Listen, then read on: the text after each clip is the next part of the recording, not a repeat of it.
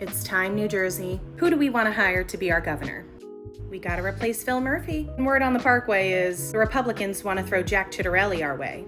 Again. Most importantly right now, especially if you're still undecided just a couple days right before our primary, is to sift through the bloated nonsense that is the Democratic field. There are so many candidates. Why? Let's immediately eliminate a couple non-starters. Ain't nobody got time for special elections. So, those of you in Congress, like you, Cheryl, Josh Gottheimer, you gotta stay. Thank you very much for the minimum wage. Right now we can't afford a moderate. So thank you very much, but Stephen Sweeney, you gotta step aside. I know it's not fair that you weren't on the third debate stage and that you didn't raise enough money or matched donations to do so. I know you have super strong support from NJEA, and it's impressive that you're the president. However, not everyone in the state understands education or is part of NJEA or can see your platform through the NJEA magazine. We need to see more of you online. Sean Spiller, such a swell guy, you gotta step aside. As a progressive independent, this completely kills me to say. Raz Baraka. Your platform is impressive, but your policies are not fully fleshed out. Where's the pathway? Where are the details? But also, where are you? Not in Ocean or Monmouth County. You're so passionate. I love that. I can't seem to get a hold of you on either your website or through any social media platforms. I'm not bitter that I haven't gotten an interview with you yet, even though I already spoke with Sean Spiller, Mikey Sherrill, and Stephen Fulop. Which brings me to Stephen Fulop. Vote for Stephen Fulop.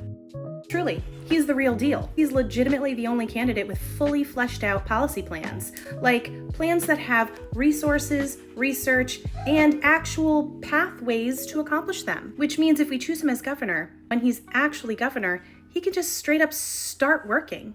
If you haven't seen him speak yet, I urge you to go to one of his meet and greets before the primary. I have a lot of videos on Stephen Fulop because he, of all the candidates, gave me the most of his time. And he was straight up like, hey, we have all the time in the world, no subject is off limits. Let's talk about anything and everything. And he certainly did. Now, how I started this video, we need a candidate that can and will beat out Jack Ciattarelli. Unless the Republicans come to their senses and actually throw someone reasonable out there, like John Bramnick. Stephen Fulop is the only candidate I believe that can go toe-to-toe with anyone they throw at us.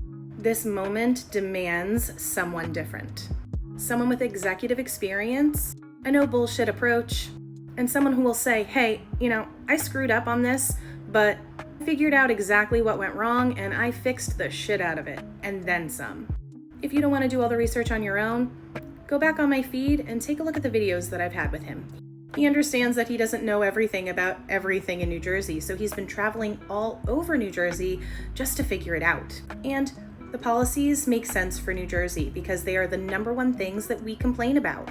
So he's focusing on transportation, affordability, ranked choice voting, worrying about the environment, the corruption tax, and taking care of that crazy income gap.